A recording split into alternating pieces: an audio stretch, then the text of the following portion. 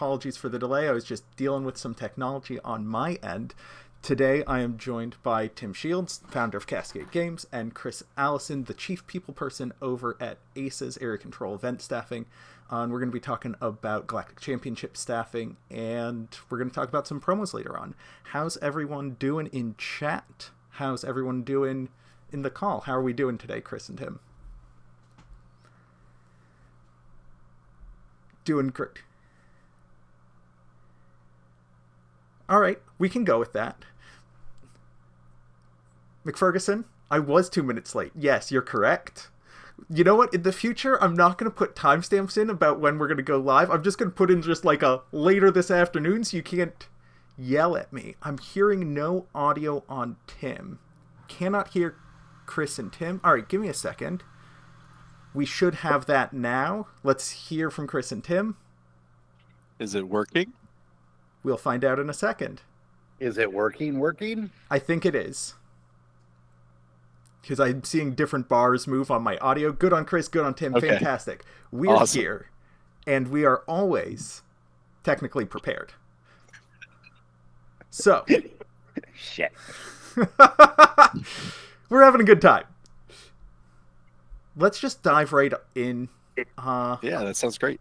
To these questions. So we're going to start with some questions about Galactic Champs and Aces. So the big question is, what is Aces? How did we get here? What are you doing here, Chris?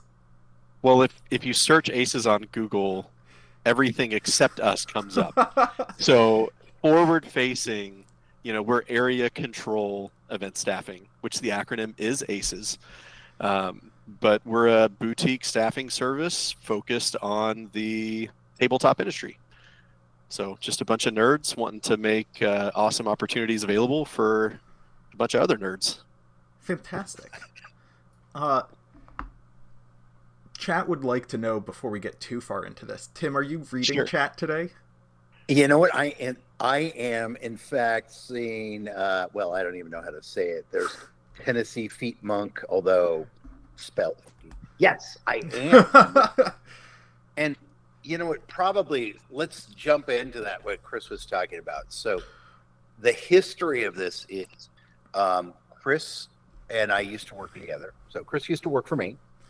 And I've decided to disclose a little bit of stuff about this right now. So over the last, one of the things that's happened to me is that running events at the scale I did, at the frequency I did, was not great for my health.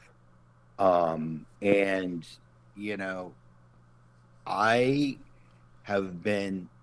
been struggling with blood sugar issues and other things for a while, and I made the decision to step back from the events business, from the running events business. I'm still going to do a little bit, but I don't want to be, I used to be on the road every weekend, I literally every weekend.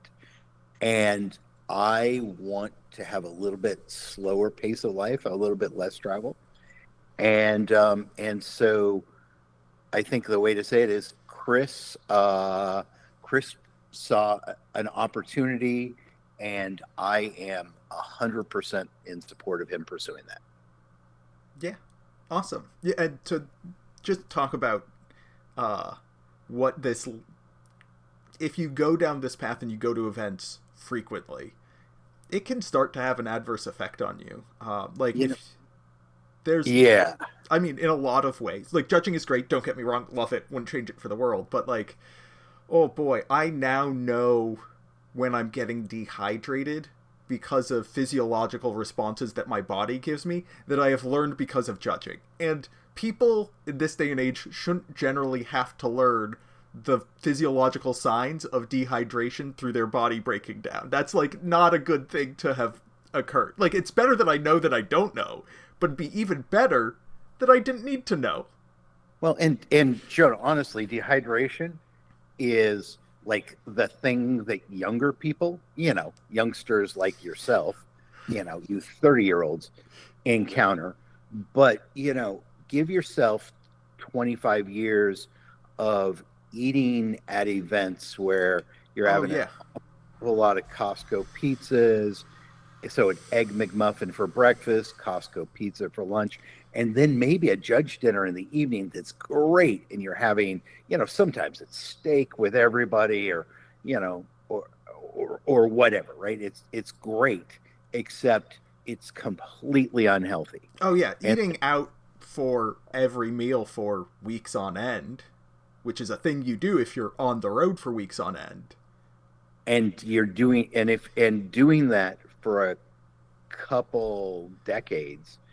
And it's of the people I think of as my peers who have been tournament organizers, most of them now have diabetes.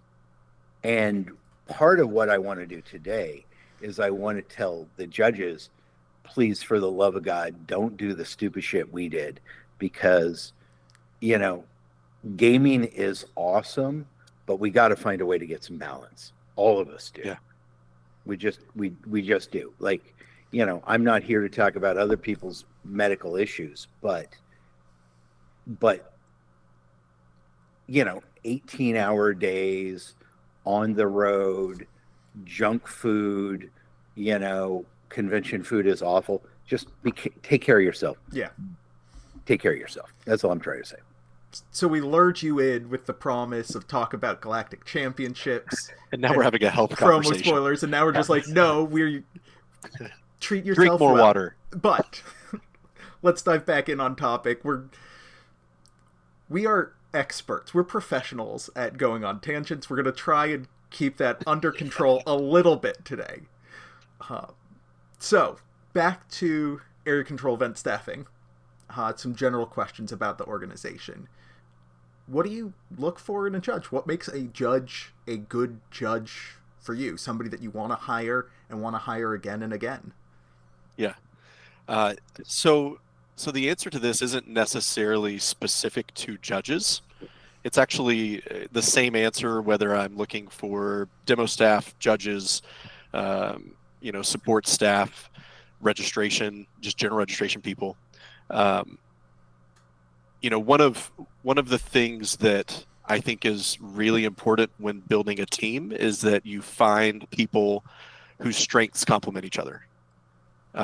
It's important to try and put together a team that has the skills needed across the board.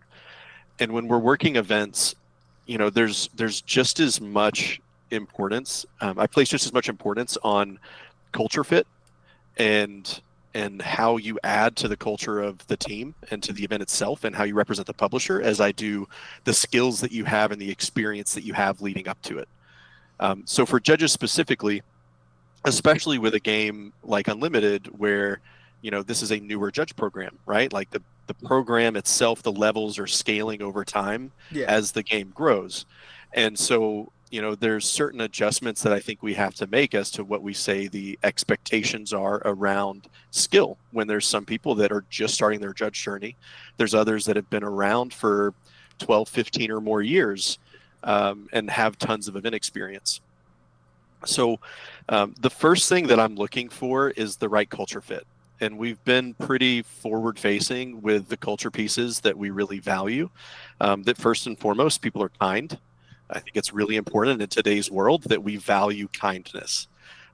Second, that people are passionate about what we're doing. Because if you're not passionate, you're not going to represent yourself well. You're not going to represent us well. You're not going to represent the publisher well. That people are professional. And this is a business. We're providing a service to these publishers, and we need to be professional in how we deliver that. I really value people that are proactive, people that are looking for ways to help, and not just like proactive and, hey, give me something else to do, but proactive in their own journey and in their own growth. And the last piece is that people create fun. And so that looks different for a competitive environment where things like competitive integrity are really an important element so that fun can happen in that competitive space. And then with demo staff and other people, like creating fun looks different. But we work with games. We should be having a great time and helping other people to have a great time too. Awesome. So here's a question that we didn't talk about beforehand. Yay. But I think you have the answer for this. how do you determine if somebody's a good culture fit if you haven't worked with them before, or you haven't been Yeah. able to see them in person? Yeah, it's really hard to when you haven't actually spent time with them. Yeah. We spent a lot of time engineering the general application in a way that would give us the best opportunity to see how a person may fit into the culture we're trying to build. And it's funny, especially when you give people with a judging background, you're like, hey, we want to evaluate you on criteria. And everyone's like, cool, what are the parameters? And we're like, we're not going to tell you. And they're like, well, how do I know what a good OP registrar is? And the answer is, you tell me what you think a good one is, because I want to know what you think about this. I want to know how you view the position and how you engage, with this judging world. And we learned a pretty good amount about people from that general application, even people that we didn't know, and are doing our best to kind of bring people's strengths from those applications into that team dynamic as we put those teams together. Awesome. Tim, do you have anything to add? Because you have some experience with staffing. A little bit, but yeah. But I think it's really important that everybody understands. Actually, by the way, whoever it was a few minutes ago who wanted us to explain what a tangent is, that was the best comment ever. And I'm going to resist, except I didn't. I saw that and chose not to dive in, and we're already on the tangent. So here's the deal. There is a tension, at least in trade-offs, between full disclosure and the world we live in, right? And in a perfect world, when I'm staffing and I'm not talking about Chris's events right now, but I'm staffing one of my events, I want to tell everybody everything I possibly can about that event and how I'm going to do my selection, right? In a theoretical world, I want to do that. But the reality of the world we live in, and I get why that would be helpful for prospective folks, right? Because then they could grow, change, step up in different ways. The problem is that, we anytime you're acting as an employer, anytime you are an employer, you're constrained by a huge body of law. And there are questions you can't answer. And one of the things, I have a just blanket policy. If anybody asks me why they're hired, I don't tell them. If somebody says, why wasn't I hired? I don't tell them. I might have a general conversation with someone at a later point on, where we discuss things they might want to do to step up to get better. I might have a talk with them about things I like that they do. But we live, and I know that there are people from all over the world listening to this cast, and I'm really talking about the United States most of all, but we just live in this crazy, crazy legalistic context. And so there's things you can't do as an employer. And one of those is you can't tell people why they're hired or not hired. Yeah. And it sucks. It does. Yeah. And I completely agree. I think we all come from a background we're all deeply passionate, obviously, and we all believe in long-term investment resulting in growth. And it's really hard when, if you start giving somebody a lot of feedback, you want to give them that feedback. You want to tell them why exactly so that they can learn and grow. But if you do... that one exposes you, as you were talking about, but it also in many cases sets up an expectation or a sense of entitlement to every time I get declined, I get a full explanation from anybody who is hiring me or not hiring me. And that I cannot do. That is just not feasible. Even with a staff of 20, much less 100 or 200 or 300, because some events for large conventions you're staffing, I don't even know how many people, and it just is not something that you can offer, and it's really hard to say I can't tell you more information because we want to. Yeah. And my personal answer to this, that I haven't done for a while, but my personal answer is, I can't give you specific feedback, but I can give you whiskey. So we had a really big whiskey party with all the judges, and I did that for years. I haven't been in a context where I can do that for a while, but hopefully I can get back to that at some point. Also, we have a couple comments in chat from Achelio saying that they took an hour on the general application. Hedkin saying that they may or may not have had a small existential crisis.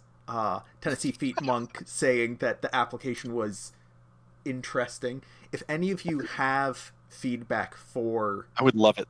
Aces, I know, like Chris and I were talking about this earlier, this isn't the final form of the general application. Yeah. If you have feedback, send it to them so that they can iterate and make it a better process, not only for you, but for them as well. Yeah. And it was obvious the people that put thought into it versus the people that didn't. And I do feel like I am able to get to know individuals, especially the ones that put time into it, a lot better than someone that gives, a one sentence answer of, a judge knows the rules and makes good calls. And it's like, that's like, yes, that is true, but I want to get to know you. And so that would be my encouragement, because you can go back, you can edit your applications, you can add information. I want to get to know each of you, and I've worked with many people over the last 3 years, with Cascade Games and other venues, but there's a lot of you I don't know yet. So I look forward to meeting people at events, outside of events, and doing what I can to help you level up. But like what Tim said, within certain boundaries. And if I can answer one of the questions in the chat. Yeah. So he says, Tim, did you ever have an organized way to give people a second chance? And the true answer to that is no. I didn't have an organized way. What I have always done is looked at the staff list and tried to say, so what I do personally is I go through and I'm like, okay, there are some people who have applied who I just know are rock stars, and they're going to be auto selects, right? There are some people. When Jonah wants to work an event, Jonah gets to work an event because I know that you as a judge are thinking about this in terms of your own development. Some people are thinking about it in terms of giving everybody in the judge program an ability to develop. But as an organizer, my first priority by far is I need to make sure this event doesn't turn into a smoking dumpster fire, right? No dumpster fire. And so I've got to have, if there are people I know won't screw up, I need to grab them for sure. Okay. So I grab them. And then there's usually this pool of people who, maybe I know them, maybe I don't, but they're intermediate qualified for it. And, and then the second wave, those folks get selected. And then at least for me, there's usually a couple slots at every event for folks that it's not a clear decision for me. Should I staff this person? Should I not? It's a risk, right? And I try and take a couple people. I try and make sure I'm taking a couple people who are a calculated risk that they're going to be worth it. Sometimes that's folks who have applied more, over and over again. And sometimes it's people who have screwed up massively in the past. And yet I want to give them another chance because maybe they've addressed that in the cover letter, maybe it's just been enough time because, people do grow and change over time, but it's really, really hard. And but no, I never created a formal system to do it. I don't know how you would do that. I don't know how you would do that. I do want to just tack on to something that you said right at the beginning there, which is you'll always hire me. I want to point out to folks who feel like they might be falling behind, they might not be able to catch up, they might not be able to compete with somebody who has as much experience as I do. First, when I started judging a decade ago, there were people who had a decade and a half of experience on top of me. Yes. And they're still judging. So you'll be able to build up that experience in time. Second, I get declined from events. I don't get accepted all of the time. These days, I generally am applying primarily for more limited roles because I have this job and I need to be a little bit more precise with what events I go to and what roles I apply for. And so sometimes they're like, yeah, you're great, but we're not going to hire you for this event because we do want to give somebody else that opportunity. We're not going to hire you for every single job. So being declined isn't a statement of their belief of your quality. It's a statement of, we're not hiring you for this event. That's what it means. And, another part of it is there are different events and different purposes. And and realistically, when I say, I'll auto hire Jonah, I mean that for a competitive event. If it was, if it was a convention event, if it was a convention event, it's a coin toss whether or not I hire Jonah. Like I think Jonah's great, but he does not delight in convention events, and I do not delight in having people there who don't delight. All right. So, a couple of quick questions that should be relatively fast to answer. One is this is a quick question that we're going to go into the future and then we'll get back to the present. For Galactic Championship staffing, will decline notices be sent out at some point in addition to acceptances? Yes. So, the Wave 1 and Wave 2, because I know that we've had some questions about that whole thing. How Tim described his hiring practice is very similar to what I'm looking for, where you need experienced, high-skilled people. You want to give new people opportunities. You want, definitely just want that backbone, the people that know what they're doing. In Wave 1, we primarily selected organized play leadership positions. And so that was, head judges, assistant head judges, scorekeepers, a portion of registration, a little bit of retail, some of those things. And primarily I tried to follow the formula that I'm usually trying to hire, which is 80% of the people I'm hiring, I really want to know they're going to come in and be all-stars. The other 20%, like Tim was talking about, you sort of sometimes just take that chance in giving someone new an opportunity. And with this game, I mean, there's so many people new to judging that I want to provide opportunity to give them a chance to join the pool. I know one of the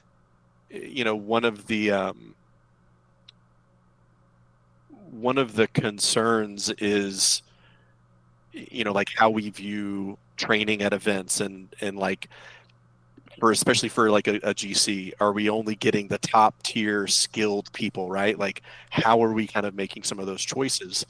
And the truth is that I'm looking at our year with Asmodee and any time where Asmodee or Fantasy Flight is the TO and I'm doing staffing, at Gen Con, at the GC, PAX East, I'm looking at the entire year and I'm working to grow an amazing pool of just awesome people, right?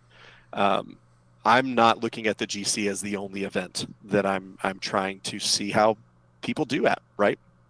So if you weren't selected in Wave 1, don't be discouraged. Don't feel like that's a knock on you or your ability.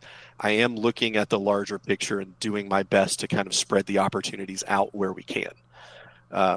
At the end of the day, I really want to have an organization that provides these opportunities for awesome people. Fantastic. It's hard, Jonah, because I see you smiling. I know you're looking at chat, and I don't have chat up. So. I'm looking at the time. We were like, we'll have Chris on for a half hour, and then we blew it. Yeah, no, that was not going to happen. But Tennessee Feet Monk asks, do you want? This is going back a little bit. Do you want critical feedback too? The answer is yes. What's the best way for people to get in touch with you? Chris at hireaces.gg. If you send it on Discord, it gets lost pretty quick. But yeah, you can just email me directly. Great. I'm going to just throw that in chat so people have access to that. And while you're doing that, I want to throw something out there, which is I have known Chris for a pretty extensive period of time. I feel like I know him extremely well. And Chris is one of the things I have found about Chris is he is incredibly open to feedback. He just is. It's one of. I mean, he's got a lot of impressive traits. Okay, one or two, but that is certainly one of his strongest. Really. Thank you. Yeah, my background before being a tabletop, I worked in the mental health field for a while. Teens with attachment disorders. I worked in higher ed for a good number of years. I'm passionate about education, training people, and this industry has provided a really unique opportunity to play games with people and help bring some of that history of training and education to what we're doing.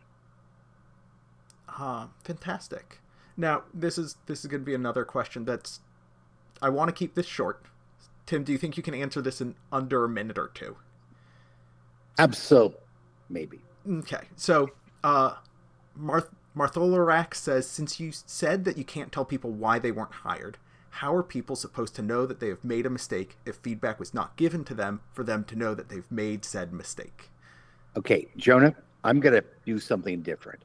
I can't answer that in a minute or two because it's very complicated. Yeah. Let's do this.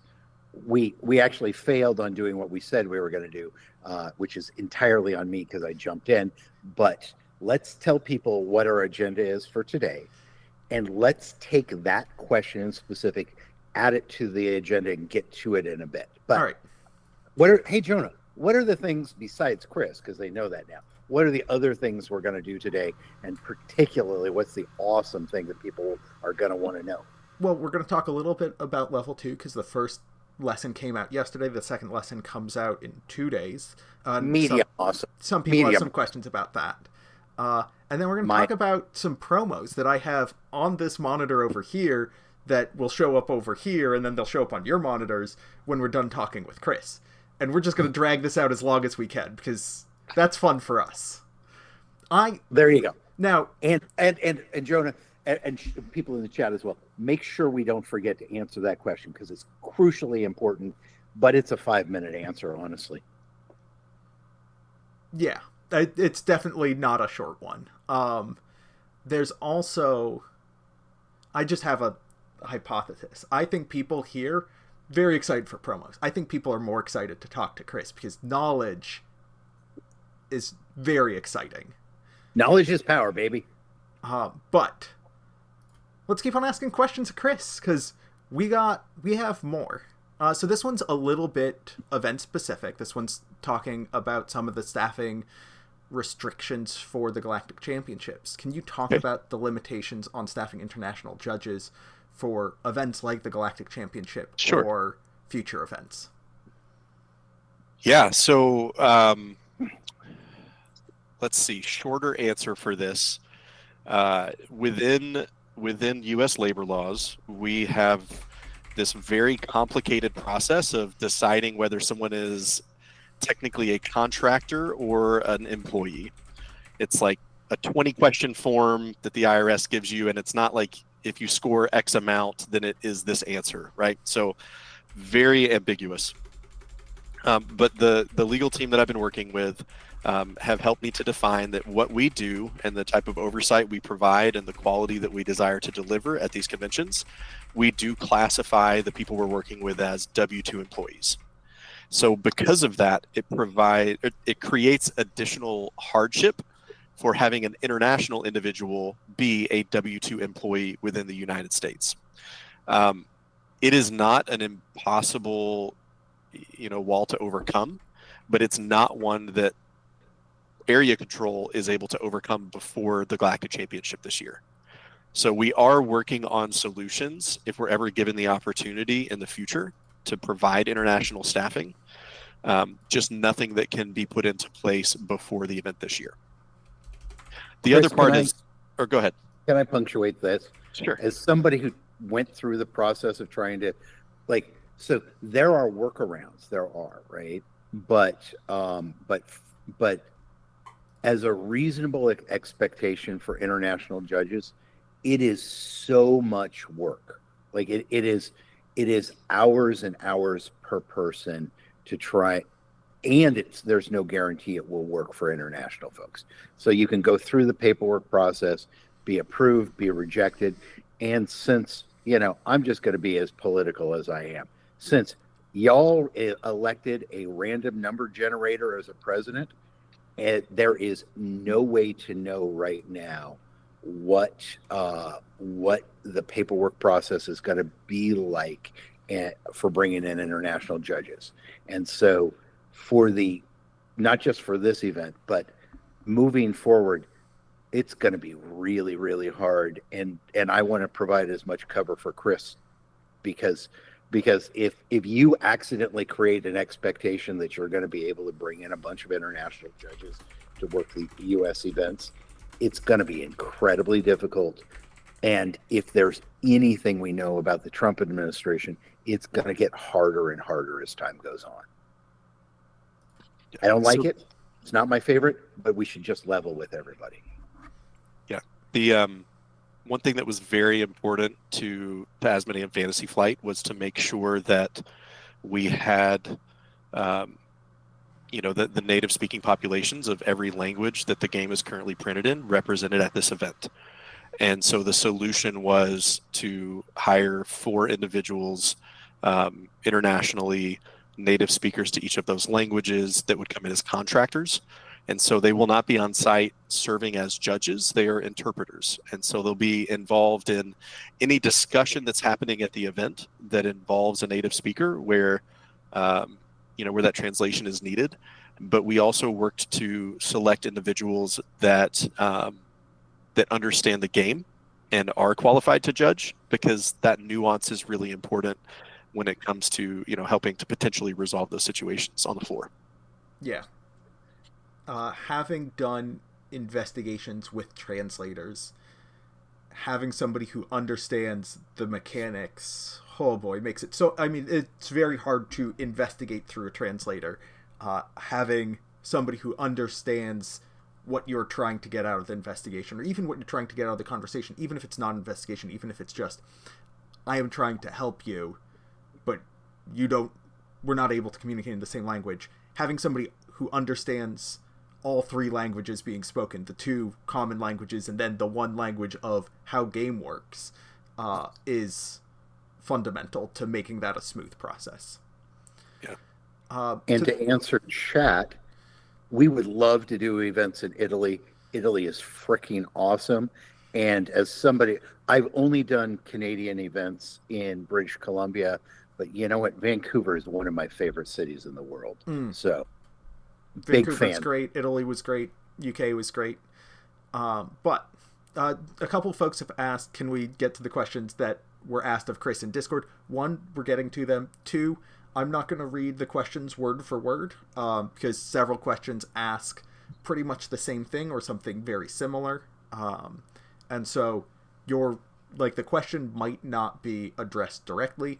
And frankly, as mentioned, some of the questions are a little bit too pointed with regard to staffing that, as mentioned, we're not going to be able to answer. But let's keep on diving in. Actually, you know what? I got to do something really quick. Yeah. Guys, folks, I really hope that you take this the way I'm intending it, which is if I tell you I can't, if I'm going to try and answer every question you guys ask, and I don't just mean today, just in general, I want to answer your questions. If I can't answer a question, I want to be the kind of person, I want to be a no bullshit person who tells you I can't answer that. Instead of dancing around stuff or trying to bullshit you, I want to tell you the truth. And and my experience with Chris is he's a very similar stance, but there just will be things we can't answer today. And please take that as a sign of us respecting you, because we have constraints and we just can't get around them. So, Chris, do you have slots dedicated, or where you try to hire folks that you haven't worked with before at these events that you're running? Yeah. My goal is 80-20. So 80% people that tried and true I've worked with before. If I haven't worked with them before, they come highly recommended by people I have worked with before. Their applications hit all the notes that we're looking for, and ideally 80%. The other 10 to 20% are the ones where, we know the event's going to run well. The 80% are there. So we have a little room to be able to bring people in that are maybe looking for more experience, or I just have never met before. Fantastic. Let's move on to a little bit more talking about the Galactic Championship in particular. I know you've talked about it a little bit, but what was the process in Wave 1, and should people who applied initially but didn't get selected update their applications? Yeah. I mean, process in Wave 1, most important thing was finding our leadership positions. Everyone applied the same way. We looked at everyone's experience the same way, and and made those selections for head judges, assistant head judges, and scorekeepers.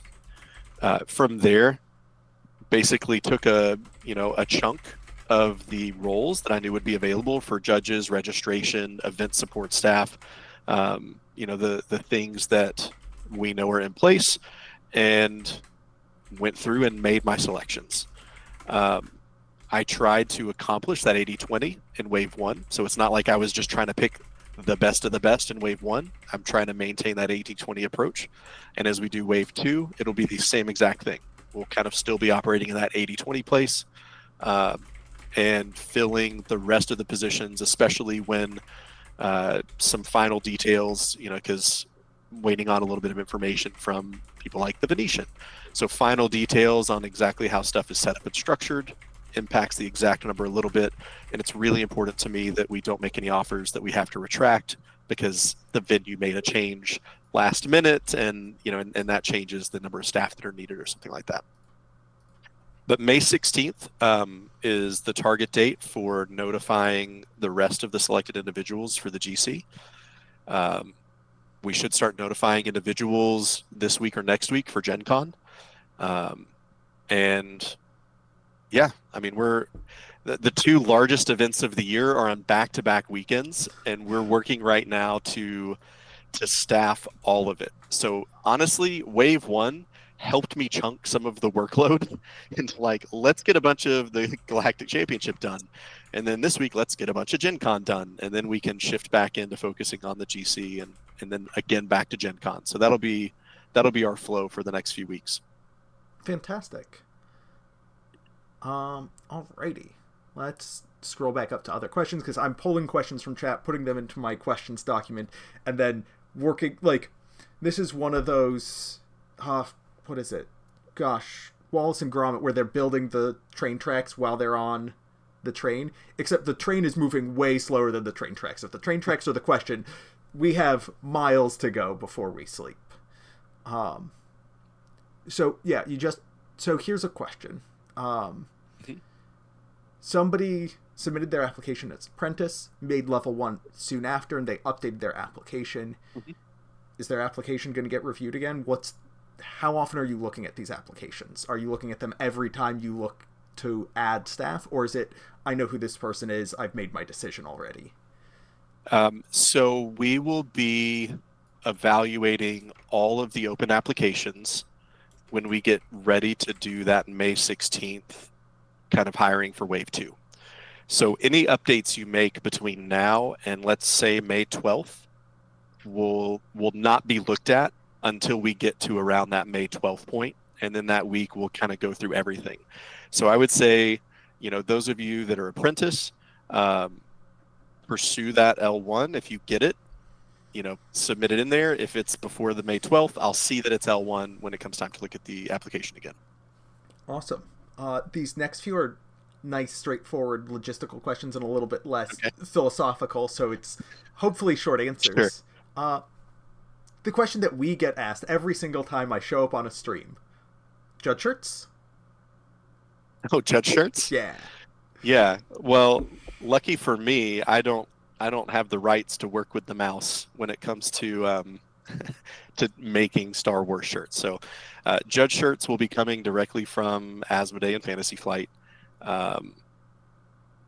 I assume that you will have shirts to wear, because usually conventions are better wearing shirts than not. Having a uniform look is nice and professional. Yeah, I thought we were talking about Naked Con, but anyway, go ahead. All right. I tried to tee you up for that one, Tim. How Thanks, are bud. hotel room pairings decided? Sure. So first and foremost, if you have a roommate that someone else that's been hired and you request each other, that is your roommate. Um, Easy peasy. As far as people that don't have, well, and Jonah, you asked me earlier about knowing who the other people are that are hired. Yeah. So it's important to point out that work schedules as well as hotel pairings won't happen until after Wave 2 is hired, because we're not going to kind of do half of it and then potentially have to make changes later. So I know some of you are wanting like your exact details right now, and I'm sorry, you're just going to have to wait until after that May 16th date. But once everyone has been hired in Wave 2, then the Discord channels will be opened up. Everyone will be added in that's been selected, and it'll give you an opportunity to see the other people that have been selected and maybe even have some conversations, with people that you may want to room with. We'll give it a little bit of time after the hiring selections are made before we do the hotel pairings. And we ask some questions in our hiring acceptance form that are a little creatively worded, like if it's Christmas night and Santa lands on the roof, like how easily are you woken up? Or I'm a rise and shine person versus, late nights or the cat's pajamas. Like dad jokes throughout. I'm sorry, that's me. But I have found that when you can figure out if a person's like a heavy sleeper, if a person likes to go to bed early, likes to go to bed late, those types of things are usually very important. And then there's an open field for preferences. If you have any special requests or anything that is pertinent information in making those assignments, we look at all of that and weigh them heavily. Fantastic. And you answered the next question in there too, which is there going to be a forum or group chat where all the judges on the Galactic Championship can chat about Galactic Championship things, rooming, Yes. coordinating setups, etc.? Yeah, most likely those will get opened up in the next week or so. Scott is our Discord moderator. He already has the channels built. We just have to give him the team assignments so that he knows which channels to give people permissions for. And those will open up as soon as we get that information to him. And then Wave 2 will be added in after those selections are made. Fantastic. And then the next question dovetails in nicely, which is when will folks find out about the specific shifts and hours that they'll be working so that they can plan their off-time activities and their downtime activities? Yeah, so we will be meeting with head judges and leads on the event support side to talk about that. And those head judges and those event support leads will play a significant role in helping us make sure that that schedule is going to work for the events, for the people.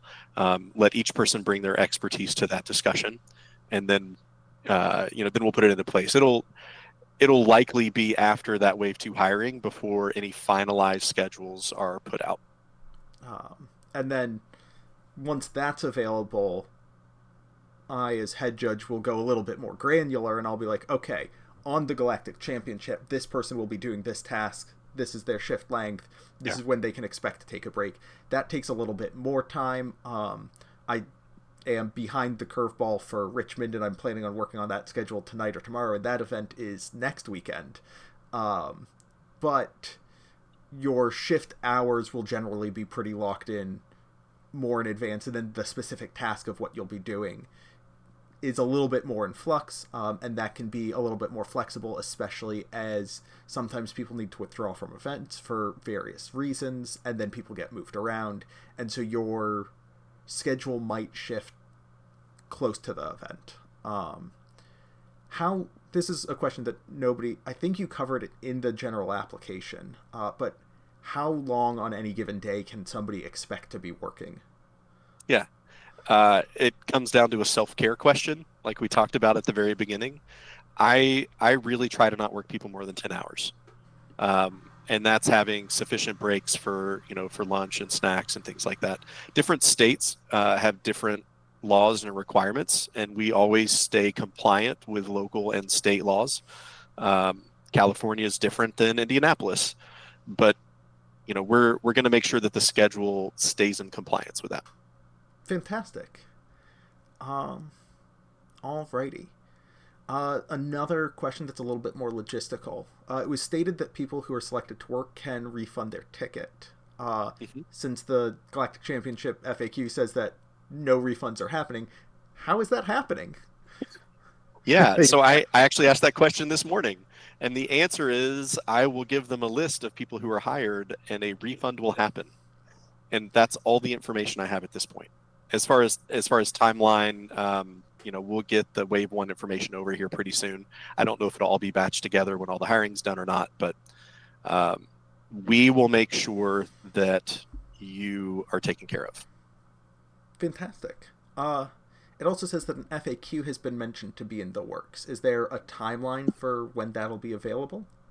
Yeah, when I can take it from written on my paper in front of me to being typed up in a format that looks semi-professional. So somewhere between a couple days and a couple of weeks. Tomorrow or maybe the next day. Oh, fantastic! So we're heavy in Gen Con, initial Gen Con hiring selections tomorrow. And so as soon as we get through some of that, then the FAQ is next on the list. Wonderful. Gentle Giant 303 says, "Did we get any info on the possibility of Wednesday night hotel rooms?" It is not possible because of the Venetian. It's just not an option to extend it earlier. You can always. I mean, there's lots of places in Vegas to stay. If you get there a day early, that would love to have your business. Fantastic. Wolfstrider562 says, "So we don't have to ask for the refund; it will just be given back to us, or do folks need to let you know, I bought a ticket, I would like a refund?" Short answer is yes. It's not defined what the process is, honestly. So I know that we will submit the names of the people. I do. You know what? We will probably put an additional form out where you can put your confirmation number or something like that, You'll so that we be can verify told. it. Like, there will be a process. When the process is known, you will be told. Yeah. Fantastic. Sertar asks, will the head judges and assistant head judges be able to give input on the FAQ if it relates to judging things? The FAQ will probably not have any items on it related to judging things. Great. Alrighty. Somebody's asking, are you able to refund just the main event but keep like the premium non-refunded to get the promo Sure. swag from it? I think this is going to fall into the process is currently undefined. When we know what the process is, we'll let you know what it is. I know a little bit more about this one Ooh. than what I know about how to get them refunded on their tickets. So specifically around the question of should I keep my VIP ticket for the swag, the answer is if you want the swag for the VIP ticket, keep the VIP ticket. There will be probably like little swag items and stuff that people get at the event, but those are unknown as to what those are. There may be duplicates as to what's in the VIP swag bag. There may not be. At this point, we don't know. That's up to Fantasy Flight and Asmodee, honestly, what they decide to, what they decide to do. So if you want to be guaranteed the items that are in the VIP swag bag, keep your ticket, take the items. The end. Fantastic. And Donut, related to that, are we doing a judge meetup? Yes, we're going to do a judge meetup. I think it's probably going to be Thursday night before everybody gets to start working after training sometime in the evening. But that's, although I won't be there because I'm going to be doing San Diego Comic-Con. Nerd. Which, you know what? Am I wrong? I'm much more of a geek than a nerd, except only a nerd would want to distinguish between geek. Anyway, so I really wish I could go. I really do, and I want people to mark their calendars now so that they can, like, it's pretty good chance it's Thursday night, right? So yeah. So people should. Yes, I'll be with my other people. Which, by the way, I need 2 more people. So if you're like, hey, I don't like that stinking Galactic Championship, I want to hang out with Tim all weekend. I got two more. I got room for two more of you, and you get a San Diego Comic Con badge. And I don't. I'm also trying to figure out what swag I have, and I don't know yet either. But presumably, it'll be good. Fantastic. Maybe. That ends the list of questions that are dedicated to Chris that I have already asked. If you have other questions, feel free to drop them in chat. I do have one question that's a blend for both you and me, a couple for me that regard Galactic, so I'm going to keep you around. Sure. And then we'll be able to cut you loose, just 20 minutes or 30 minutes after the 30 minutes we're supposed to be up. Don't worry about it. We almost made it. Yeah. So the question here is, does non-TCG judging experience count in the TCG world? The person asking the question has reffed multiple sports events, coached teams, senior team member at the job who leads task forces and manages projects. Do those things count for the Star Wars Unlimited judge path? I want to tackle the program side first, and then I'm going to let you take your answer for event-specific things. For the judge program itself, for advancement within the judge program, we're going to be looking for your actual experience running events and leading at Star Wars Unlimited events, because we want to see expertise demonstrated in this particular niche field. However, your experience will do you well. You will find leadership roles easier, managing people will be easier, just being aware that people need to take breaks and knowing how to triage, that's going to be something that you already have, so it will help you indirectly. But saying, I'm a senior project manager is not going to be a checkbox that will get you level 3. You're going to need to do leadership at events. To Chris, though, if I put in my application... Yeah. I love to see outside of the box connections to experience.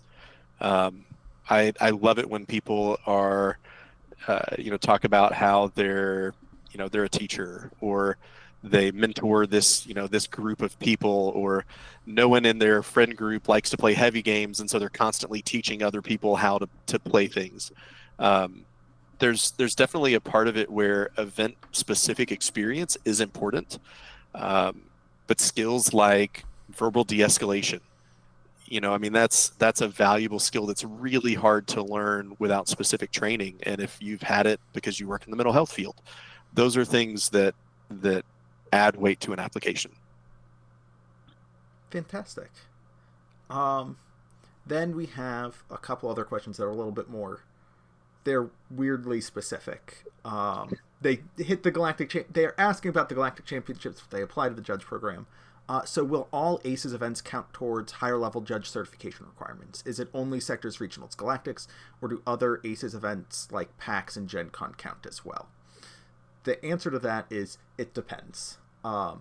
If a certification says you need to have worked a competitive tier event, does that show have a competitive tier event, and were you assigned to that event? If you're assigned to scheduled events or on-demand events or demos, and you're not assigned to a competitive event at a show like Gen Con, you did not work a competitive event, and therefore you don't have that requirement. If you're assigned for a day or a significant part of a day to work on a competitive event, then it counts. So it really depends. So if you're on the Galactic Championship and assigned to the Galactic Championship, yep, that's a competitive event. If you're at the Galactic Championship but you're helping out with Prize Wall, or you're doing on-demand events or a scheduled side event that's a casual tier, that's not a competitive event. Even though you're in the same room as a competitive event, we're looking for the experience with the actual event itself. And similarly, there's the question, as L2 starts to be released, will I be able to use the I didn't fall on my face as a floor judge at Galactics as a reason to get an endorsement for the L2 exam?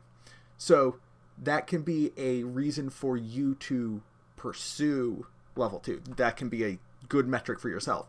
I feel like I did well at Galactics. I enjoyed the competitive atmosphere. I'm interested in L2, 100%. Is it I can go back to my local store and say, hey, I did well at Galactics, give me an endorsement? No, because we want the person endorsing you to have actually seen you work. So does that mean everybody at Galactics can say, hey, Chris, can you endorse me for level 2? You've seen me work at a competitive event. The answer for that one is also going to be, unfortunately, no, because Chris isn't a tournament organizer. Chris is a staffing agency. And this is something that I've talked about with Chris. And so, short answer there, no. But it can give you a good benchmark of, is this something that I'm interested in? Is it something that I'm good at and like doing? Okay, I will pursue it. Yeah, I'm happy to give character recommendations. Yeah. Even if you're just applying for real jobs, if we've worked together, that aren't judging jobs. But I'm not a TO. Fantastic. Woolstrider 562 has a random question, which says, will there be anything said about people trying to stream or record at the Galactic Championship event? I don't have any details about an official stream.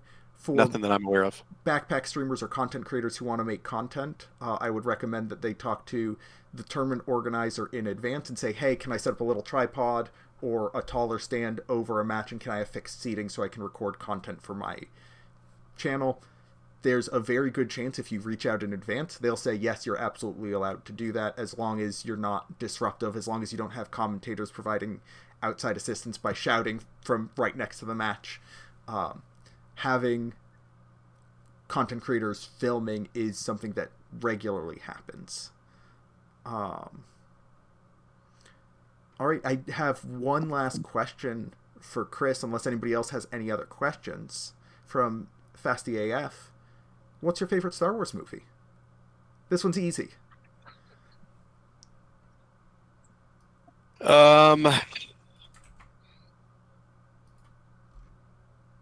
I think number 4. Just the first one I ever watched. Ooh. Chat is like Return of the Jedi and Empire, and they have strong opinions about you saying A New Hope. What about Rogue One? I'm rewatching that right now. So good. Yeah. good. I drive a Nissan Rogue. My kids want me to get the Star Wars Rogue One off Etsy to be able to put on the back. That'd be nice. No, it's if you know me at all, the idea of hope is something that I believe deeply in, and yeah, I like to dream. Fantastic. Alrighty, it looks like I don't have any more questions coming in from the chat for you. Chris, do you have anything to say before we say goodbye to you? In just almost an hour. We're not at an hour because we started late. Just plus 28. Yeah. No, we're good. It's been a pleasure. Thank you for having me on. And seriously, please reach out through Discord. Please reach out through email. Always really open to feedback, and I love to meet new people. And I hope that I get to work with you all in the future. Fantastic. Thank you so much, Chris. And now I'm just going to transition over to displaying a title screen that talks about some promos. Tim, do we want to get to that immediately? You know what? I want to. Okay, by the way, I got to tell you, I lost connection for a minute, and it helpfully told me that I should call in instead. So I've closed Discord, so I can't see all the cool questions. So you're going to have to cover that part. You know what? Let's hit that one big question and get it out of the way so I don't forget. Oh. Yeah, absolutely. While we do that, I'm going to change your name from Chris Allison, Chief People Person, to your actual name. I like Chris. I'll be Chris for a bit. Yeah, absolutely. Hey, when I was trying to say, hey, I need more people to join me at San Diego Comic-Con, did that come through, or did I? No, that came through. Great. Okay. I heard that at least. We're going to have a meetup at San Diego Comic-Con as well. So, that'll be something.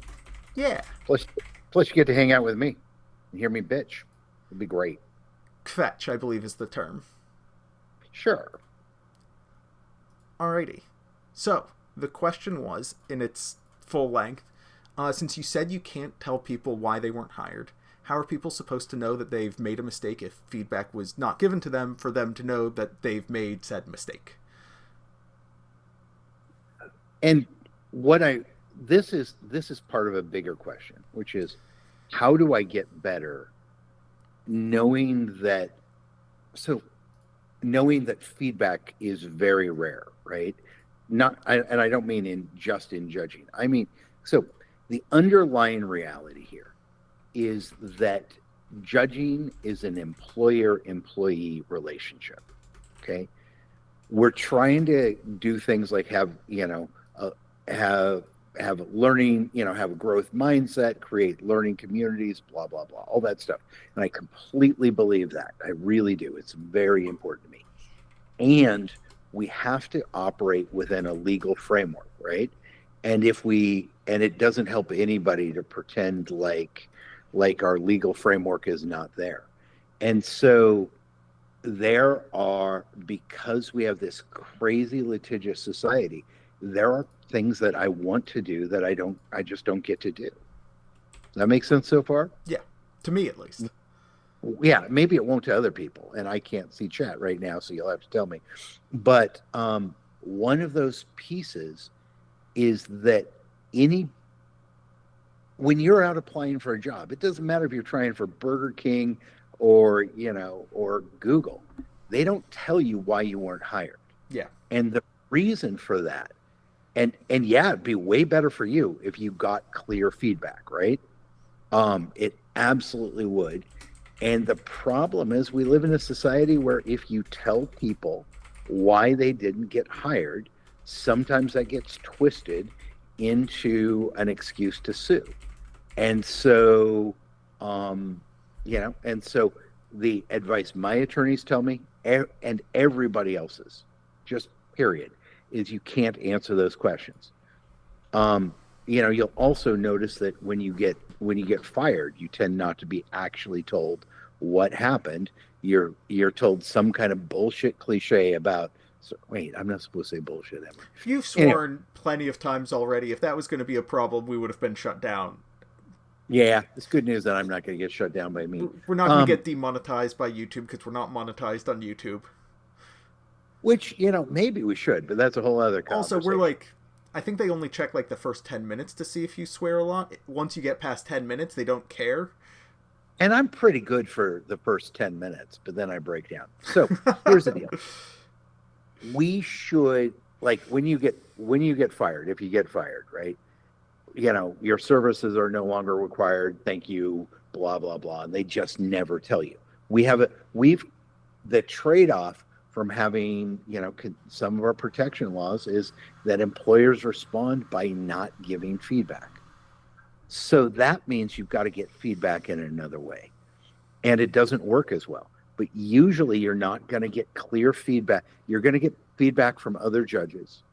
And it's very, very rare to get clear feedback, particularly about hiring and firing decisions from a TO or any other employer. So what do you do? Okay.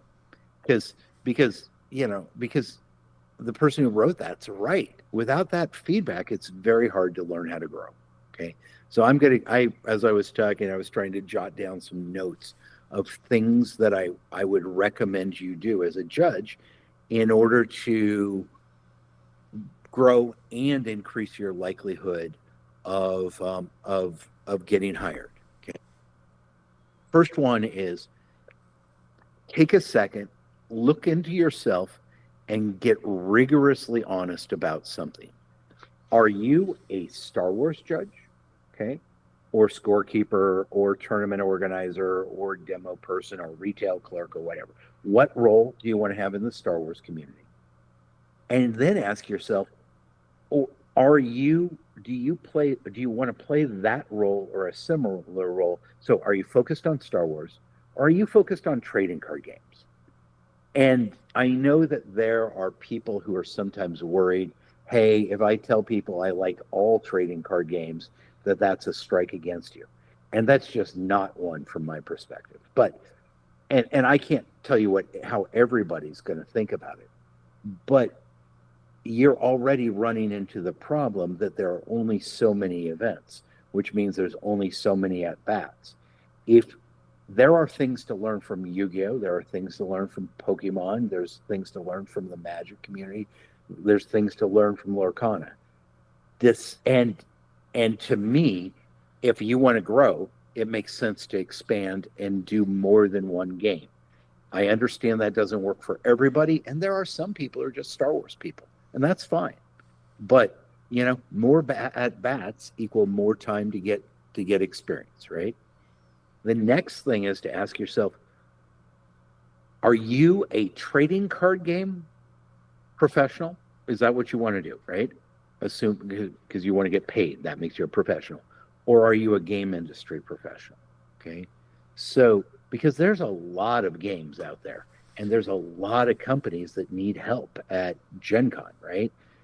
From if instead of taking this from an attendee or a judge point of view, as somebody who's run events for, I don't know, I've probably run 10, 15 different publishers, maybe more than that, at Gen Con, it's very difficult to get enough staff.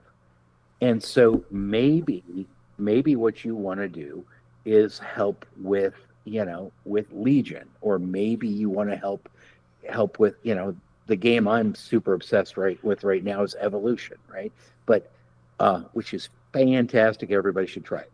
But and their online or their mobile version is really good too. But if you don't have such a small, don't have a small net, cast a wide net, look into other games, and then at the end of the day, as you're going through the day, look at whoever your team lead, your tournament organizer, whoever, are they smiling or are they frowning? Okay, when they look at you, if they're frowning, ask the team lead, ask your peers, ask the people who can answer the question, and you can always ask me, hey, did that go well? What can I do to improve? And I can answer that. I just can't say I'm going to hire you or not because of X. So gather feedback where you can and know that it's sometimes going to be limited. I don't know. Does that all make sense, John? Yeah, I have some things that I want to add, but they're two quick. There's one quick question and one long question in chat. And also a bunch of people who say that they like you swearing from the beginning of this diatribe. But hold on. But those people want to have whiskey with me more than they want me to swear. That's probably true. Fasty AF says, what do I have to search to find the Evolution game? There are quite a few of them online.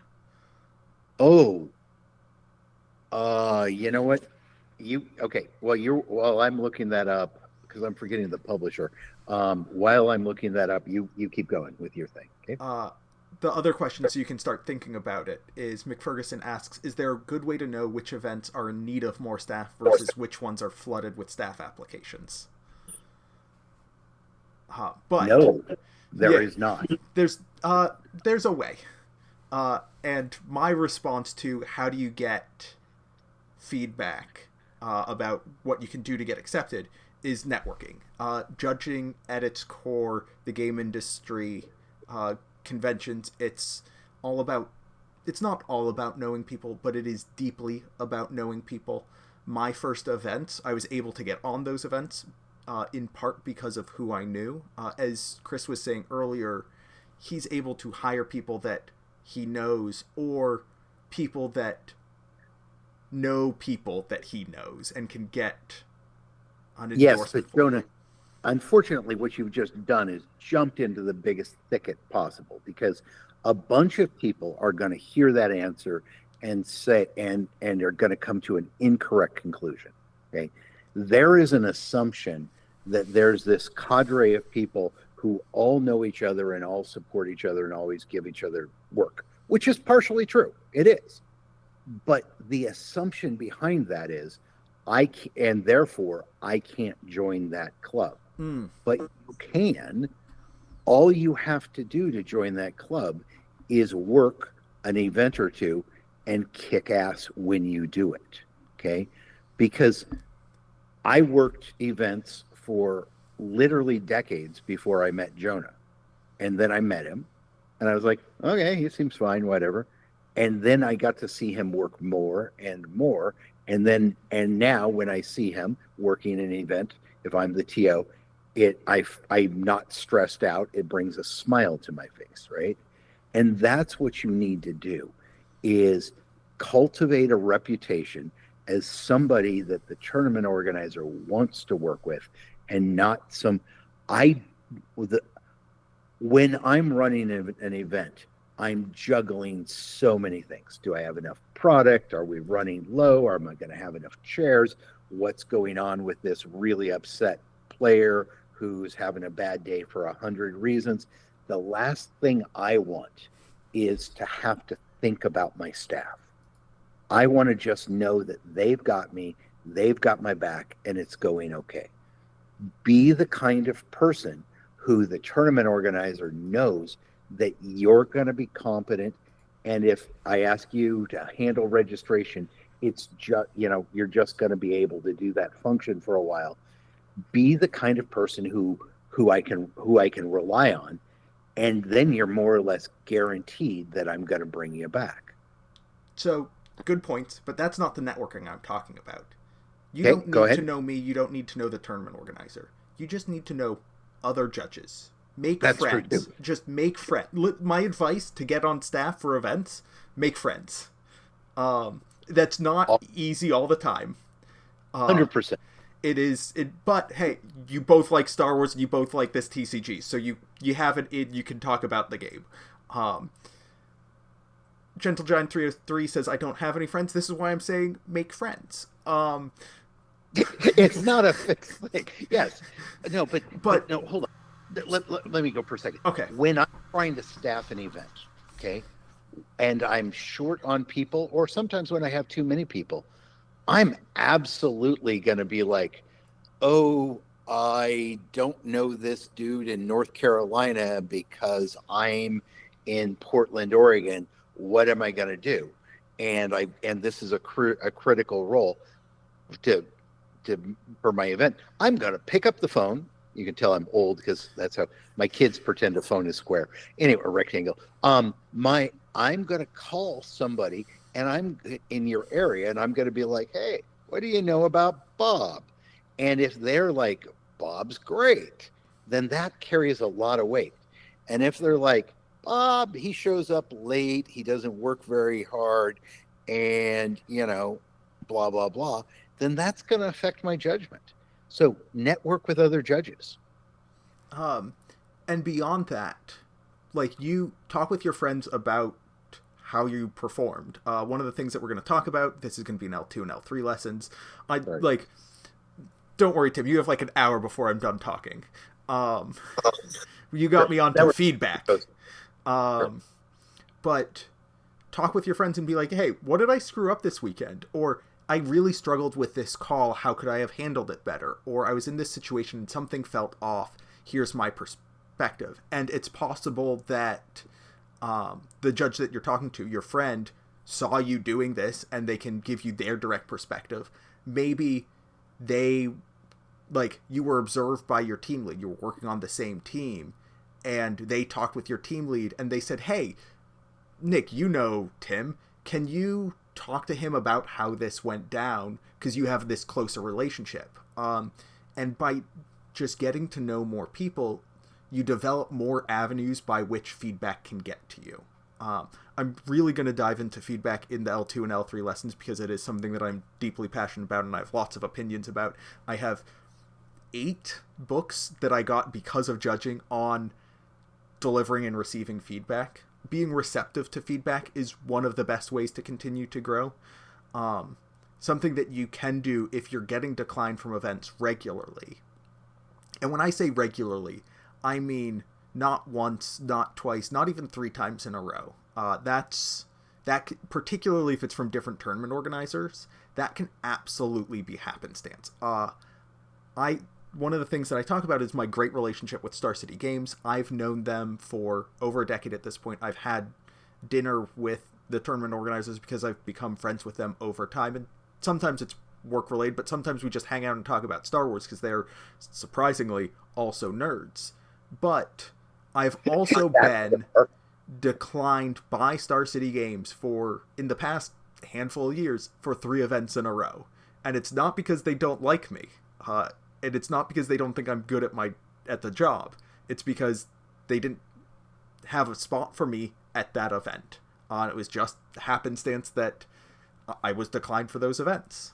And so I talked with them and I was like, hey, what's up? And they're like, oh, this was just like, here the fact, like, they didn't say this is why we hired you, this is why we didn't hire you, but they're like, we still think you're great because we also offered you this other job.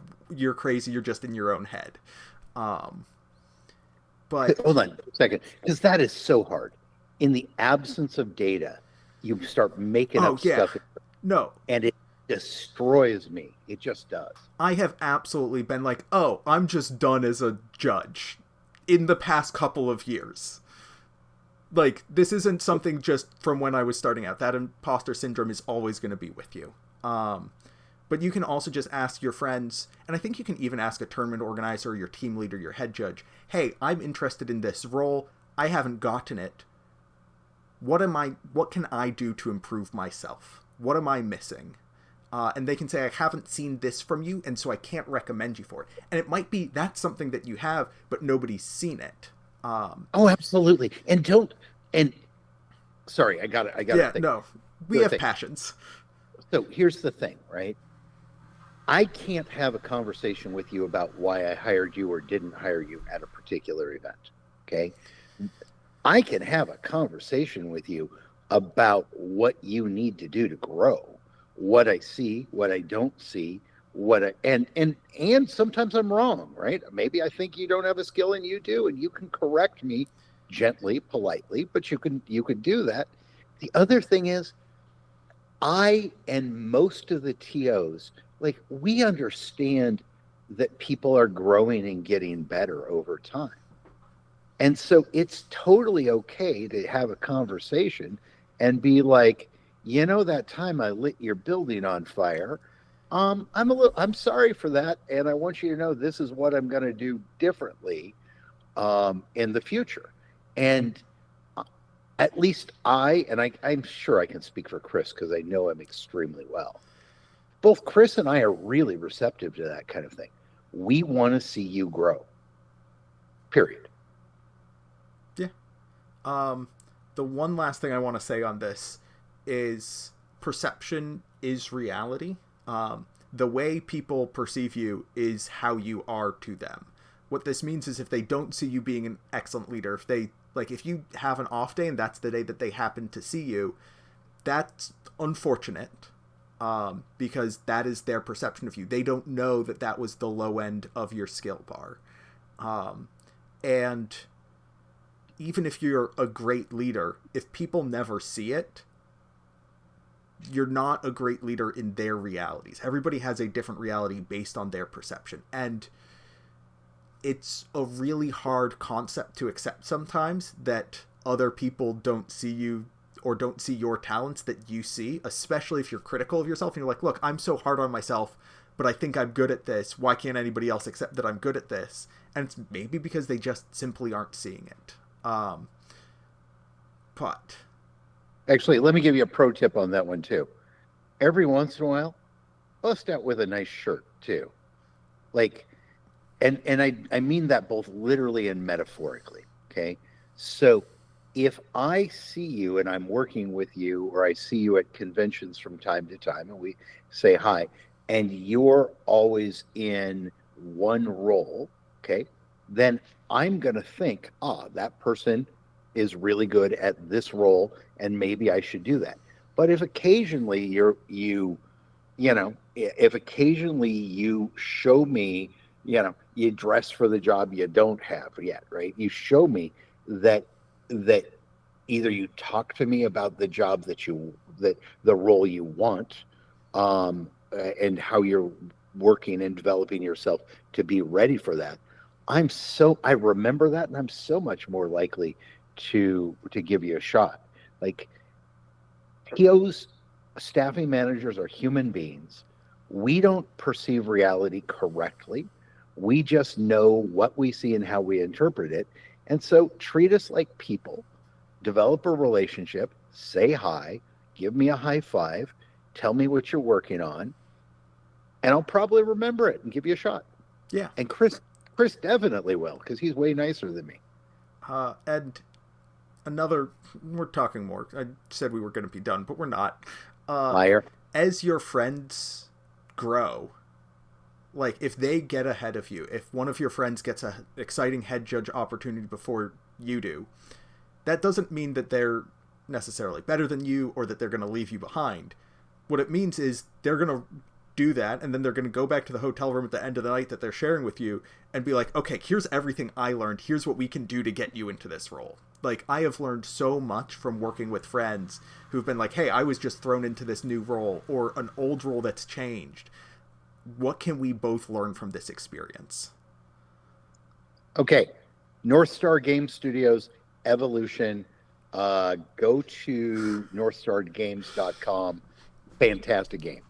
Fantastic. I didn't forget. You thought I was going to forget. Mad Dog Max TV also says hi, Tim, because you said to say hi. Hi, Mad Dog. But that mostly covers the questions that were asked earlier. One of the questions that was asked earlier was a question for Chris that I forgot, which is, what do you think makes a good convention judge? And we can talk about that for a minute, or I can bring up some promos. The answer is just people skills. People. Like conventions, be good with people. And don't tell yourself, I'm not good with people. Just grow. Learn. It's a skill. Learn how to develop relationships with people. I am an introvert, didn't have great people skills, started judging, learned how to engage with people. There are some rules to human interaction that you can learn to take advantage of. And we'll cover that stuff that I'll talk about. But okay, hey, I want to see the cards. You're going to have to go to twitch.tv to see some cards. Right now nobody's seeing any cards. We're just talking about Yeah. Now what we're going to do first is I'm going to pull this up to make sure I'm not showing you anything I shouldn't show you. Yeah. So, we've said every time when we're releasing promos that we want to make them more special, right, Tim? What is the general thing we're doing this time to make the promos more exciting? Okay, so I was trying to get into Twitch and be able to see it and also kill my mic. So I'm just going to stay where I am. Okay, here's the deal. Every time when these things come out, we're hoping it's just going to go better and better and better. Whether or not we can keep doing that forever, who knows? But I think there are two things that are decidedly different, okay? I think one, just the overall art quality is better, and I think we're going to have a progress of art quality. And then these cards feature my favorite color, and my favorite color is shiny.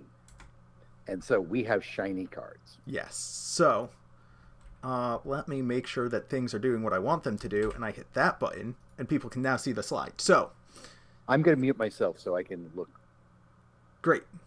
So we have our Spark of the Rebellion and Shadows of the Galaxy promos. They're still going to be available through meetups and merch kits. They're not going to go away immediately. They're still available.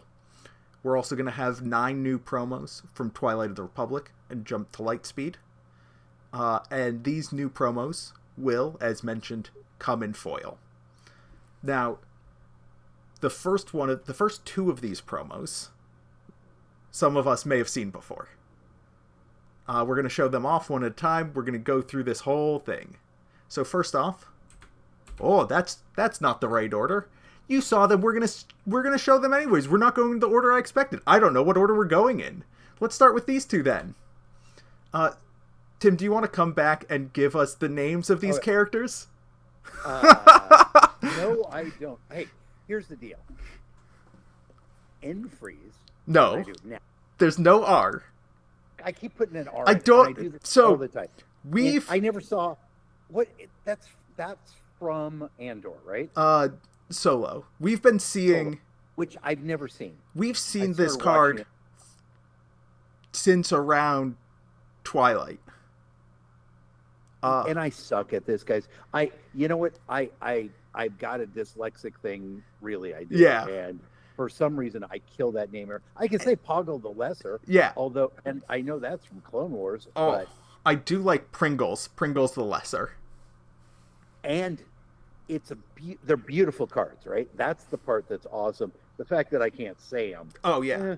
Now, I've seen a test print of this Poggle, and oh boy, the foiling for the hologram, like the holo, is incredible. It is absolutely gorgeous.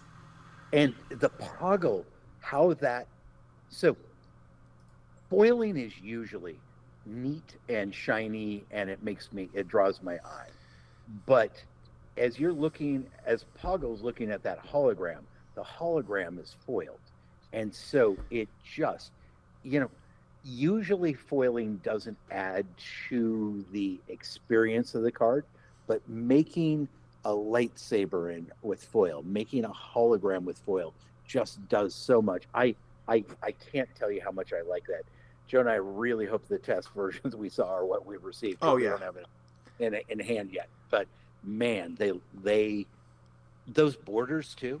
Look what a great job. Although it's a little blurry now for me on your. That might just be the encoding for Twitch.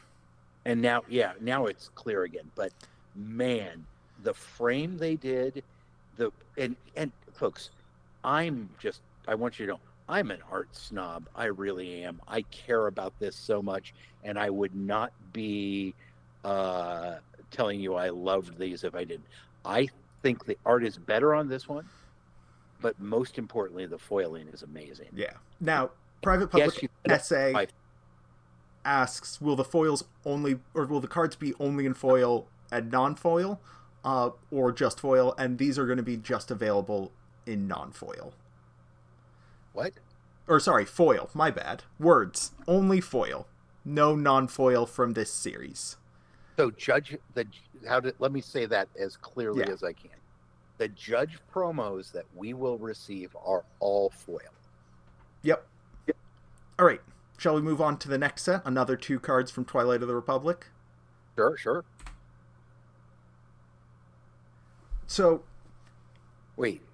Hasn't switched yet. It hasn't switched. Yeah, it'll take a couple seconds. It switches immediately for me. They look so good, too. One of the things that I love is that the graphic designers got to spend a little bit more time with these than they did with Wave 1 promos from sets 1 and 2. And so the card frames work with the card art so much better. So much better. The way Dooku's lightsaber is breaking out of that frame is fantastic, right? I mean, it just is. Yeah. It's so good. And when we were talking about the hologram a second ago, I mean, y'all have seen foil lightsabers before on cards before. I still can't get over how crisp and clean they are on these cards. They're really, you know what? I don't want to try and I don't want to sound like a hype guy, right? But the truth is, I have been salivating over these for so long, and if I could just get an uncut sheet of these, it would make my life complete. Yes. Oh my, Which I can't, by the way. Sorry. Yeah. Working on one still. McFerguson says, so if all of these have a set of J25, is there an easy way to know which set the original card was from, or do we always need to look that up if we don't know? Card databases are going to be your friend. Wait, but you can. But the question is, how do I know what set the card is from? Yeah. It says it at the bottom of the card. But it says it's from Judge 25, not from Jump to Lightspeed or Twilight of the Republic. It does. Look at Count Dooku. Yeah. Okay? Go straight down from the middle of the card underneath where it says Separatist. Yep. Boom, right there. Got the initials of the set. Nope. That's Lucasfilm and FFG and Judge 25. No. Yeah. You're lying. Am I wrong? Yeah. These don't include. I can't zoom in. Zooming in is on you. But these don't include the original set that they are printed in because they are printed. They are a separate print run, right? And so if, for example, this is me making something up entirely, this is not a thing that is happening. If Kiadi Mundi Composed and Confident was to be reprinted in Legends of the Force, it wouldn't say Twilight of the Republic at the bottom. It would say Legends of the Force. Similarly, these are printed for the set Judge Promos 2025, and so their set code is going to be J25 for collectors. Yeah, you're right. You know what's, but the next batch, that's not true for. That might be different because they're still...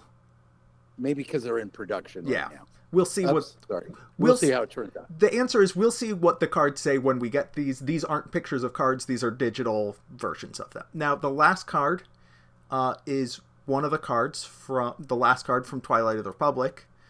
Let's pull that up. Again, like, we're now at 2 waves of Judge promos, and we're at 2 malls. And I like the art on this is just gorgeous. I love breaking the border again. Just at the top and bottom of the frame is fantastic. Hey, would this be a good time for me to talk about the Thing too? Oh yeah, we should talk about the Thing. So what are we doing? These? How do we get these? Okay, so the first way you're going to be able to get these. Okay, actually, I got to be careful when I say this because I need to be 100% clear. I looked at that mall card and I said, I need a playmat of that. Yeah, okay? Reasonable. So, GameGenic has been kind enough at substantial cost to print up a bunch of those playmats. And then they traveled across the ocean, and then they got held up in customs, and then they got I managed to catch the super high tariffs. We caught those? I believe we did. Okay. Yes. Yeah, thank you, random number generator president. But we will have, I don't have an image to share with you yet, and they have not made it to our warehouse yet. But I've got UPS tracking of it, so I feel comfortable enough to tell you that they're in transit to me. And so we will have the Darth Maul playmat, and that will be part of a Judge kit. Fantastic. Let's. Told you I was going to do custom stuff. Yeah. Now a question is: tell me we have distribution in EU. Yes, but okay. So I have an agreement in principle, but not written up, to have distribution, to have ongoing distribution in Europe. I do not it will not be for this batch. It will be for the batch after that, and blah blah blah. It's super complicated. But so the next batch, so the batch you're looking at right now will be the same way. The entity you buy it from will be Tier 1, and he'll be shipping those. And then after that, I will have someone based in Europe who's going to be able to take over. So to consolidate that answer, sorry, we have distribution in Europe. It's the same distributor as the previous merch kit. Moving forward after this, there will be a new distributor. Ideally, we have a verbal but not written or signed agreement. And we know we took your feedback to heart, and the process that we used, that people call that raffle process. I still hate the word raffle. Drawing. But, drawing, whatever. Yeah, we're definitely doing that going forward. Well, we're open to more feedback and to make changes. But we got much better feedback on that process than the previous 100. Hit refresh as fast as you can. And we'll talk about that a little bit more in just a minute. Let's look at the next card. I cannot get over this card. I simply cannot. Yeah, but I can't see it yet. You gotta wait a second. Yeah. And there you go. Now my audio's catching up because Twitch is on a delay. Don't worry about it. So, I mean, some of you may have already seen this one. Eric showed it off during our last broadcast last week. But did Eric tell everybody that they could get an Ahsoka Tano playmat? Eric did not, because we weren't talking about playmats. So So the two playmats are Maul and Ahsoka. and they're going to be in separate kits. And we're going to talk about the general details of the kits once we get through all of these promos, because we want to get through all of these promos. We don't want to leave people hanging too long. And then we'll get into the specific details when we're able to, like, at some point in the next couple of days, we'll have a lot of specific details for y'all. But not today. Correct. Not today. Okay. Mad Dog Max asks, can we see the playmats? Unfortunately, no, because we don't have them in hands. And I also don't have a digital image of it. So until I actually get them, I can't share it. I'm sorry. And the next card. And the next card. Again. Is that fucking awesome? Sorry. God, no. Somebody in chat said you're allowed to swear now, like a minute ago, so you're good to swear.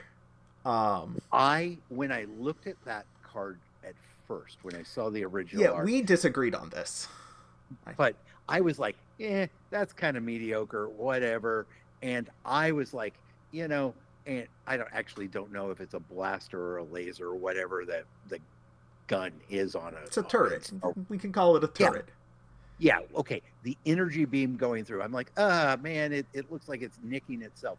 And then you put this with the foiling process and having those be foiled, busting out of the frame. Oh my gosh, so cool. It's incredible. And I like how it goes over some parts of the frame, under other parts of the frame. It's just great. Hey, I got to answer one of these questions. Yeah. Do the playmats say judge on them? And the answer is no.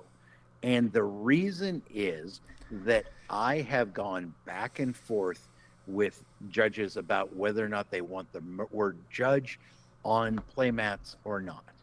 And in my experience, about half of the judges want the word judge, half of them don't want the word judge, but the ones who want judge are like, yeah, but it's still cool. And the ones who really don't want it, they end up not wanting it at all. I'm open if you guys all change your minds and want there to be judge on them, we can do that in the future. And what I really want to do is have something in, how do I pronounce it? Arabesh. Yeah. There we go. Arabesh.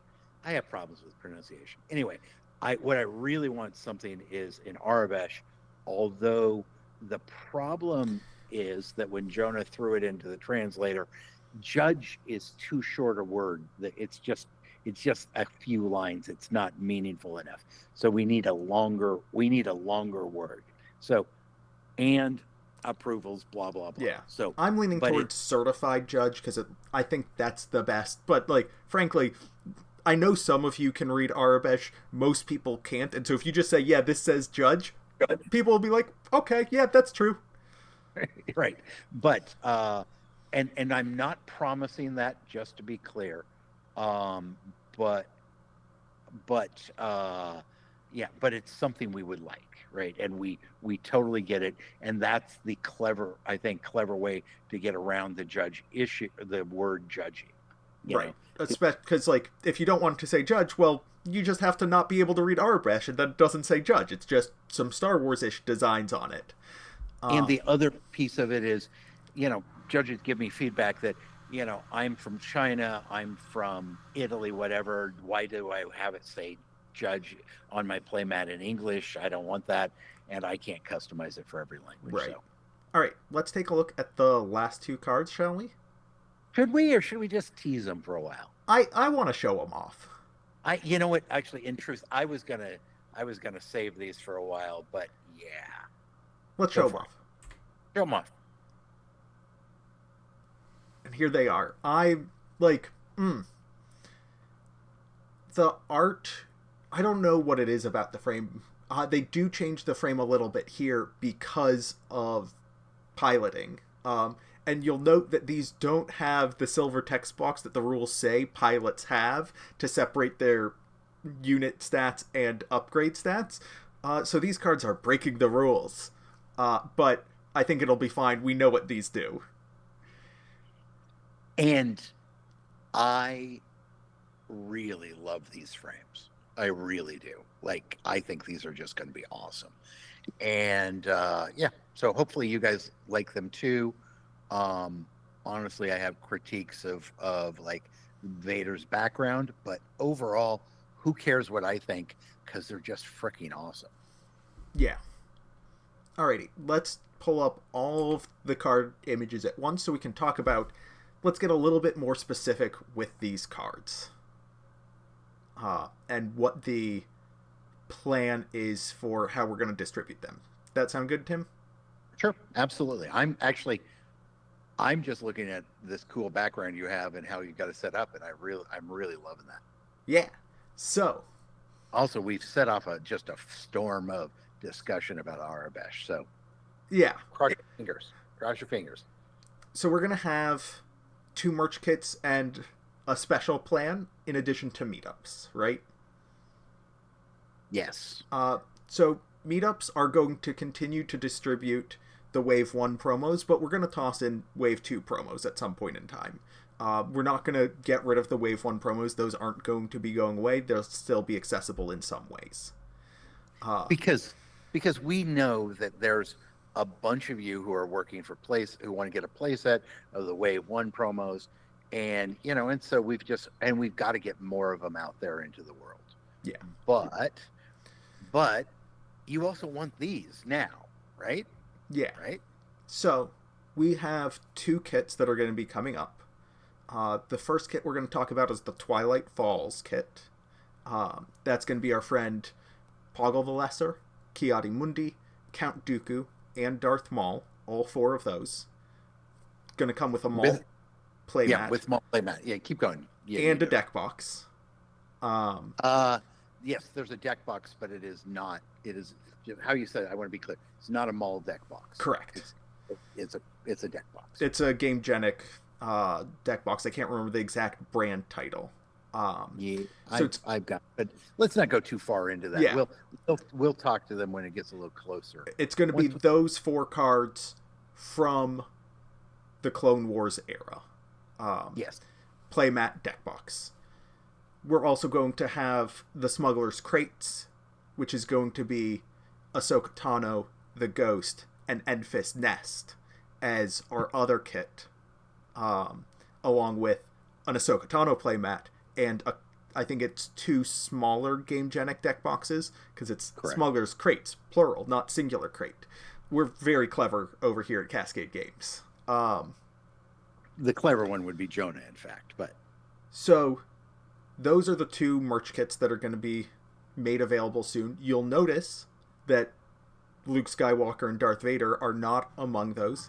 We have plans for those, but we're not ready to reveal those plans just yet. But if you cross your fingers, hopefully we're going to have something super cool for you. But probably 30 days away that we can talk about it, I think. So, let's start with question 1. What is the quantity of each of these kits, Twilight Falls and Smuggler Crates? Total quantity of those kits are 500. 500 each. 500 each of the kits, and we cannot go above that right now because that's how many playmats we had made. Yep. And we're going to split that quantity between US and Europe. Yep. And for distribution, Canada counts as Europe. Yes. And UK also counts as Europe. We're not talking about the European Union. We're talking about continental Europe and Canada.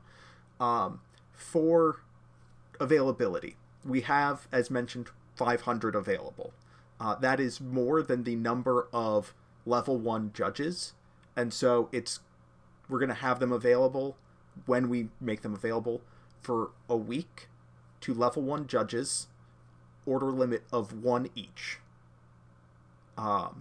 After that week, we currently have 350 level 1 judges. And so, unless we get a 50% growth in level 1s in a very short period of time, every level 1 judge who wants one of these is going to be able to get their hands on it. After that, we're going to open it up to a drawing to apprentices for the remaining, whatever remaining we have after level 1 judges put in their interest. Apprentices. Sorry, I gotta plug in my phone. I'm using my phone for internet. Yeah, so you're good. Apprentices, once we know what our leftover quantity will be, we'll let you know roughly where it's at. Open it up to apprentices for a period of time. Apprentices will express interest in, I would like to get a kit. We will select randomly from everybody who submitted interest, and then we'll let people know who is able to purchase them and who is not. So if we somehow jump to over 500 level 1s, we will do a drawing for that, but it is... But we're not going to, really. Unless something wild happens, yeah. Yeah, realistically, we're hoping, this goes on sale as soon as as soon as we have everything in hand. As soon as we have everything in hand, but they're through customs in Los Angeles, and the UPS tracking labels have been printed. So unless something I'm going to knock on wood that nothing horrible goes wrong, but unless something goes horribly wrong, we're looking at a week or 2 weeks till we can put the first kits on sale. Yep. So it's going to be relatively soon. It's going to be those 2 kits. We're going to get all the details, including the specifications of the deck boxes that are associated with these kits. When stuff is going to be available, we'll update that thread as we finalize the details, as product gets into our hands. We're going to let you know. Mad Dog Max TV says, do we have a price? Go ahead, Jonah. Oh boy, I want to... So, Actually, I don't remember our exact negotiations. You know what? I want to go back and look just Yeah. to make sure I didn't get it wrong. But so we'll give you an exact price when we... Are you able to pull that up pretty quickly? We can spend a minute while we talk about these. Sure, I'll just double check as we're talking. Sure. Yeah. So one of the kits has 3 cards, but 2 deck boxes. The other kit, 4 cards, 1 slightly larger deck box. It's not a difficult question. I just want to make sure that I get the numbers right, because I don't have it right in front of me. I have the cards right in front of me. And if I get rid of that, we stop seeing the cards and we start seeing emails. And that's not something that I want to broadcast. 125. 125. And is shipping included in this? No, shipping is not included. Okay. And super important. If you're an EU judge or a Latin American level 1, right, or an EU level 1, you're welcome. If you have a US address, you're welcome to order from the US side. Okay, you don't get to double dip, right? You can't order, smugglers crates on the EU side and on the US side, so you can't double dip. But if you are somebody who, like, and with the token kits, we found out a bunch of the judges in Latin America and EU have friends or whatever with shipping addresses within the US. Or if you're coming over to play in Galactic Championships in the summer, you can have somebody hold on to it and bring it to the Galactics for you, so you can take it back yourself. We're not doing that, but you can have a friend do that. But I wish I could do that, but I cannot do that. Because I can't go to the Galactic Championship because I got to go do San Diego Comic-Con. Yep. Boo. So, I want to go to San Diego Comic-Con. You want to do both. CM5871 says, please don't have them go up for sale at the end or beginning of the month. You know when rent is due. Plan. We'll keep that in mind. But we want to get them out when we have them, and we don't want to just sit on them. I don't have enough storage for it, among other things. Yeah. So as soon as they come in, I'm going to let you know, and they're going to go out. Darkblade113 says, are they SWU deck boxes or generic Game Genic ones? Generic Game Genic. I believe that is correct. 100%. I had to order it before those were available, yes. Great. Kevin Jock Jr. says, is the limit 1 kit or 1 of each kit? The limit is 1 of each kit. So you can get 1 of Twilight Falls and 1 of Smuggler Crates, so you'll be able to get the 7 promos and both playmats if that is what you want to do. Gentle Giant 303 says, how many unread emails, Jonah? Before this call, I believe I was at 6, but I want to get that down to 0 before I log off for the night. Fantastic. Unless anybody else has any other questions, we're going to end this call in just under 2 hours. There's no way. Somebody's got a question. I know it. I mean, we can manage chatting for another 5 minutes or so before we break that 2-hour limit. Jerry Shengo says, are the playmats stitched? I don't know. I know that I asked about that. So I'm sorry. I wish I remembered this, but I ordered these so long ago, and frankly, this is my problem, not your problem, but I'm still going to complain about it a little bit. The international shipping situation has become so incredibly difficult, and I've gotten distracted and I've lost a couple of the details, so I don't remember.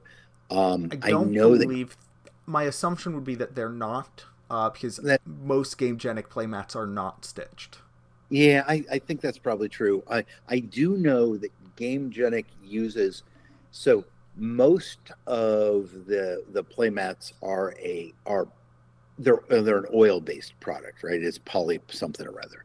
Game Genic, and I know for sure for these, uses natural rubber, which lasts longer and is environmentally sound and blah blah blah. So for those of you who are motivated by that, which I am honestly, yeah, and they hold up better and the ink stays better over time. So those are the cool features I distinctly recall. Great. We have 3 last questions. I'm going to take 2 of them. You're going to take 1 of them. They're nice and easy. Toxic Korean asks, Jar Jar Leader asking for a friend. I don't have any information with regard to the existence of a Jar Jar Leader. I can neither confirm nor deny. I hate Jar Jar Binks with a passion. SJ Sharks 93 says, any plans for judge leaders or judge bases?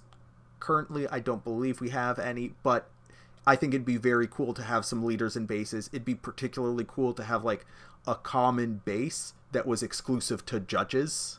That'd be sick. I don't have... That's a pipe dream that I came up with when you asked the question. So, just to be clear, I absolutely... Like, this is an... Gosh, there's got to be a better way of saying it because I don't want to sound judgmental, but this is an obvious feature that we would like. It turns out... It turns out that this is much more difficult to have happen than I want, because clearly, I mean, I wish I was showing you something that I'm not, right? I wish I had them now, and I don't know if we'll ever get them. And the final question from Daisuke Jigen says, for Tim, bourbon, Irish, Japanese, which whiskey are we talking about? Oh, well, okay, so I'm going to tell you a quick little story. After we broke the world's record for largest trading card game, and we also was largest card game, period, in Las Vegas, what I did, and I had a staff of about, I don't remember exactly, it was roughly 450 judges, okay? I sent, because I failed to plan ahead, I sent one of my judges to go buy liquor. And I gave them a couple $1,000. And so what happened was I bought in general, I had them pick up 3 versions of each. So so Bushmills, which I like quite a bit, so Irish whiskey, I did like a 5-year one. I forget what it was, 5, 12, and 20 something. Anyway, and what I would do is I would do taste tests with judges of, here, you judges come up, taste all 3 of these without knowing which one's which do you prefer? And, Oban, I really, really like, but there's some, there's Japanese. I am not a super peaty guy. So Japanese is fantastic. I really like Irish stuff. There is some Scotch that I care for, but in general, I'm less on the northern, super, hit you in the face with peat stuff. Although I really like Lefroy. But anyway, I set up and we stayed up, probably till 4. I left about 4 o'clock in the morning, and there were still people doing taste tests and until 6 o'clock in the morning, and it was fantastic. And we need to do more of that. So you didn't answer the question. Didn't I? Which, well, it's because I don't Pick have. one. Oh, I don't know. What color of lightsaber do you prefer, Jonah? Yellow. Okay, that's the wrong answer. The correct answer is actually purple. But you like all lightsabers, right? Sure. No, there are some that I don't like. I have opinions. Okay. I like well. I like well crafted whiskeys. In general, I don't care for bourbon as much, so I can tell you that for sure. The 25-year-old Centauri Japanese is fantastic. When I drink that, I hear angels sing. That's amazing. But if I had to pick something right now as my go-to, the 21-year-old Bushmills is amazing. But, I don't drink a lot anymore. And so, once or twice a year, amazing. And yeah, find me Sunday of San Diego Comic-Con. Fantastic. Well, alrighty, folks, thank you for joining us for this hefty call. We'll be back on. I'll be back on Friday talking about Thursday's lesson, which is going to start diving into some rule stuff for level 2, which is. And you've gotten one lesson up right now so far? Yeah, we have the What is Level 2 lesson that came out yesterday. Okay, and then, but you've got a super aggressive plan for delivering level 2 content. You've got a bunch in the bag. It's 2 lessons a week for the next, until I think I have 24, 25 lessons on my syllabus, and that number's probably going to grow as I dive into something and say, oh, this is too long. I need to break it into 2 lessons. And I hope you guys enjoyed this. And again, we really do want feedback. Please think about supporting Chris and helping out at Galactic Champs. And also think of for some of you who really like the more casual convention stuff, and San Diego Comic-Con's amazing, I need 2 more people. Fantastic. All right. Thanks, folks, and we'll see you in the next one. Bye-bye.